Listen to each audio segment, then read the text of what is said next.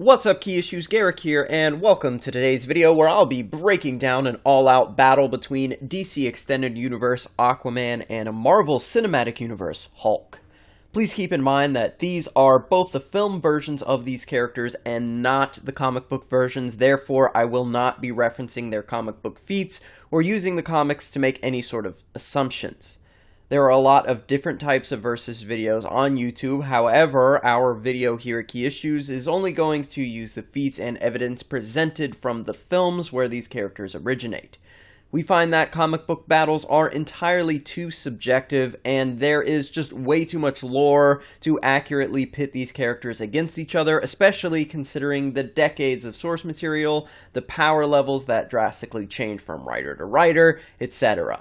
For this reason, we have decided to focus on the movie characters whose strength feats are far more concrete and more consistent. It's also important to note that I'll be pitting these two characters against each other at two different points of time just to get the best idea of who would win at each stage. The video will outline two specific scenarios. First, it'll be Hulk all the way up through Age of Ultron versus the Justice League version of Aquaman, and second, Ragnarok/Infinity War Hulk versus Aquaman from his solo film. So that means if you haven't seen Aquaman yet, this does contain spoilers for that film. But with that said, let's get into the battle. And let's start by dissecting the character and motivations of the combatants, as I think character will definitely play a role in the fight. And by character, I mean two different things. There's in character and out of character. In character means that they would act how they do on the screen when fighting. For instance, if Captain America and Superman were fighting against one another for some reason, they would probably just become friends before throwing a single punch. Out of character means that they're just fighting and we aren't taking into consideration their personality at all. They're going on feats, they're going on power, going on abilities, etc., and just ignoring personality altogether. And in terms of character, the Hulk is essentially a mindless beast until Ragnarok. And I know he does do some very human things as he's learning. For instance, he's able to take commands from Captain America and has a soft spot for Black Widow, but for all intents and purposes, he's just a tool used for war until Sakaar, where the Hulk truly becomes his own person. Banner has described the symbiosis between himself and the Hulk as two men driving the same vehicle, each with one hand on the wheel. However, as time has progressed, it seems less and less likely that Banner will be able to steer that car with the Hulk in charge. This could lead to a scenario where Banner is unable to influence the Hulk at all, like we saw in Age of Ultron, where Hulk is potentially at his greatest physical strength, at least as far as the MCU is concerned. Aquaman, on the other hand, is pretty savage as well. He has no issue killing parademons or even other Atlanteans as long as it serves the greater good, and I don't think that his compassion will extend to the Hulk at all, despite learning that killing ain't cool during the first act of Aquaman. Arthur will see the Hulk as a mindless animal and do his best to survive and kill the Hulk. Luckily, there's no way Aquaman would ever know that there's a real human deep within the depths of the monster unless we start with Banner, but we're not. And in order to make this as fair as possible, neither character will know the strengths or weaknesses of the other, so they're both gonna go all out. Let's start by taking a look at Phase 2 Hulk versus Justice League Aquaman. Hulk has 7+ years of experience under his belt, and we all know that the Hulk's most well-known ability is his strength, so let's talk about that. He's crushed the earth beneath him, punched Thor hard enough to make him bleed, knocked a Chitauri Leviathan out of the air with one single punch, and indented a vibranium-laced wall with his fist. The pure strength of the Hulk is what's going to have to carry him in this battle, as Aquaman has the speed advantage on land and, of course, in the sea. So let's take a look at how Hulk compares to Aquaman in the speed department. Hulk's combat speed in Phase 2 is supersonic. We know this because he was able to clap his hands together fast enough to create a sonic boom. But Aquaman in Justice League swaps hands with a massively hypersonic Steppenwolf, and just to elaborate on what that means, Wonder Woman is a massively hypersonic character. We know this by scaling her speed off of Doomsday, who she was easily able to evade and damage while in battle. Steppenwolf is faster than Wonder Woman. She is unable to keep up entirely with him in battle. Aquaman's speed is therefore comparable to Wonder Woman's, as they each fared about the same against Steppenwolf in hand-to-hand combat. Another issue that the Hulk is going to run into here is the lack of combat training. We saw how easily Thanos took care of Hulk with martial arts, even after the years of Hulk's training on Sakaar. Aquaman may not be as skilled in hand-to-hand combat as Thanos, but again, he was able to swap attacks with Steppenwolf, who is a military genius known for invading and dominating planets. Steppenwolf was also able to out-duel Diana, who has years of high-level Amazonian training. And Arthur was trained in the art of Royal Atlantean combat by Vulko. He may not be as skilled as Wonder Woman, but again, he is comparable to her.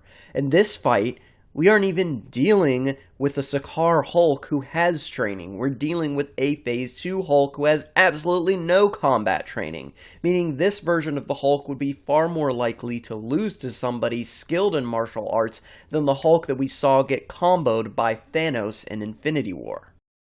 Finally, I don't think that Hulk has enough feats to definitively say that he's stronger than base Aquaman, as we've seen Arthur launch Steppenwolf with a punch, a character far and away stronger than the Hulk.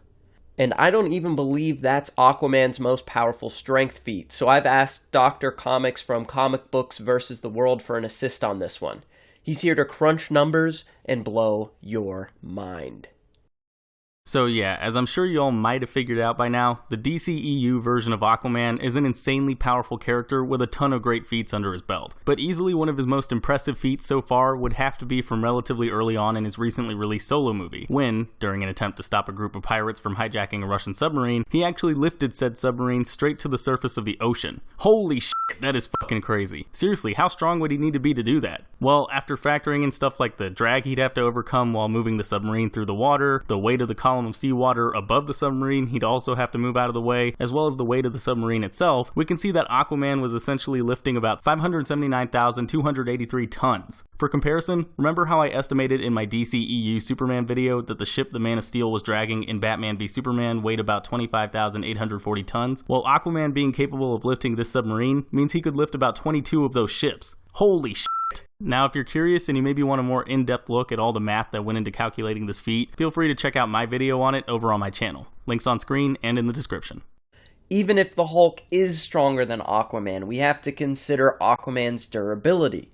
Before he is enhanced by Atlan's trident, he takes a punch from enraged Superman and gets back up. He tanks hits by Steppenwolf's electro axe that nearly cleaved Cyborg in two.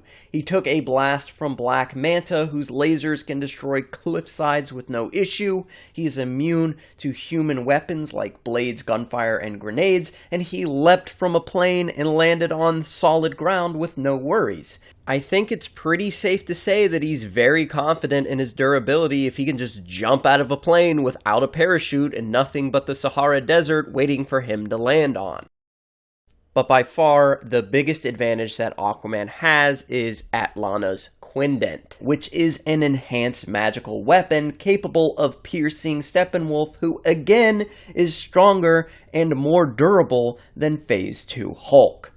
The Hulk can take blunt force attacks like a champ, as he's taken a Mjolnir to the face. He's been pounded by Abomination. He was thrown through a skyscraper and survived a fall from 30,000 feet. But he has a weakness to piercing and cutting weapons, as we've seen in his battle against Abomination, Fenris, and even against standard military equipment which lacerated his skin in multiple locations. Aquaman happens to have the perfect weapon for piercing a Hulk. The combination of speed, strength, training, and the weaponry of Aquaman lead me to believe that he takes this in most locations and easily wins when near any large body of water, but Aquaman cannot take the Hulk for granted. Before Sakaar, when the Hulk starts losing, he goes into a blind rage. He becomes a savage beast who is nearly impossible to control. When he was losing to Abomination, he went full King Kong mode. Primal screams, chest pounding, the whole 9 yards. And he was going to murder Abomination if not for Betty Ross. If Hulk goes into a rage like this, he will become unpredictable, and if he's able to hit Aquaman with the full force of his punches, then he might be able to win. I say might because Aquaman has taken hits from Steppenwolf and lived to tell the tale, and again, for like the 19th time, Hulk is nowhere near Steppenwolf's strength. In my opinion, if the Hulk from Phase 2 faces the Justice League version of Aquaman, Aquaman would win roughly 6 out of 10 battles, but it would be at an extremely high level of difficulty for Aquaman. These would not be simple battles, and he would really have to go all out and fight for his life. Moving on to the second version of this matchup, we have post-Sakaar Hulk versus King Arthur Aquaman. The Hulk has gained a serious power amp here. He's almost able to keep up with awakened Thor, although it's clear Thor didn't realize his full strength until the end of the movie. Hulk was also able to keep up with the wolf Fenris, who in my opinion was significantly stronger than the Hulk, but Hulk kind of won that fight through plot convenience, and the Hulk even staggered Surtur, a character that is far and away the most powerful being he had fought up until that point. Surtur, with his eternal flame, had only ever been defeated by Odin, and Surtur was able to easily defeat Hela, no problem. Meanwhile, Thor, Valkyrie, and Hulk couldn't even touch her. Although Hulk's attack on Surtur was just a minor inconvenience, it's still pretty impressive to even slightly annoy a being so powerful. Hulk's striking power has also been pumped up considerably, and he has some years of training under his belt from being a gladiator on Sakaar, having spent years training and defeating the most powerful gladiators in the galaxy. So if this version of the Hulk is able to hit Aquaman with 100% of his power, I'm talking a full force punch, he might be able to stagger Aquaman long enough, get on top of him, and then just beat him into the dirt. However, Arthur gets a significant power boost as well with Atlan's trident. After becoming the true king of Atlantis, Aquaman gains command of the sea, meaning he has complete dominance over any and all sea life. Additionally, Atlan's trident is made of Poseidon metal and is much, much more powerful than Aquaman's previous trident, which was broken by Orm, but later in the film, Atlan's trident broke Orm's, so we know it's significantly stronger than his original trident. Through his training with Vulko, Aquaman is able to use Atlan's trident to create a hydrokinetic barrier that not even Orm could penetrate. Not only that, but the power contained within Atlan's trident was enough to sink Atlantis. So yeah, both the Hulk and Aquaman gain significant power boosts, yet we run into the same issue as before. Aquaman still has much better training than the Hulk. So much so that he was able to defeat his brother Orm, who is an 8th Dan in Zebul Fu, as well as a 5-time undefeated Trident champion, a feat that should not be overlooked when considering how well trained Arthur actually is. Hulk is essentially a glorified gladiator, and subsequently has not become significantly faster or more durable while on Sakaar. Meanwhile, Aquaman has gained a godly weapon, armor, and abilities that far exceed what he had before, as well as the range advantage that Atlan's trident grants him in the form of energy blasts. In almost any situation, Aquaman will take this fight for the same reasons he won in his base form. But if he's near the sea, it's an absolute stomp by Aquaman, who can summon kaiju-sized creatures or the horde known as the Trench that could drag the Hulk to his death. Unfortunately for Hulk, King Arthur has way too many hacks available for him for the Hulk to be a threat. He can keep Hulk at bay with his extended range. He has the ability to summon magical barriers, given that there is a water source nearby. And if he really wanted to, we can make a safe assumption that Aquaman can call the seas and cause tsunamis and tidal waves, as Orm was able to do that with Orvax's trident. But I don't want to assume too much. So at the end of the day, Aquaman would dance around Hulk, cutting him to ribbons until he's defeated. And let's not forget, post-Ragnarok Hulk is not the same rage monster as he was before. He feels feelings, and he doesn't get enraged when losing a battle. He gets sad and becomes the Incredible Sulk. This plays into the advantage that Aquaman already had. Not being able to get near Aquaman will cause the Hulk to get frustrated and give up, as we saw against Thor and Thanos. I think if post-Ragnarok Hulk fought King Arthur Aquaman, 9 out of 10 fights Aquaman would win at medium difficulty. Aquaman still has to be aware of the Hulk's immense strength, but Arthur has way better and more drastic power upgrades than the Hulk, and his enhanced magical abilities would allow him to win with relatively low to medium difficulty.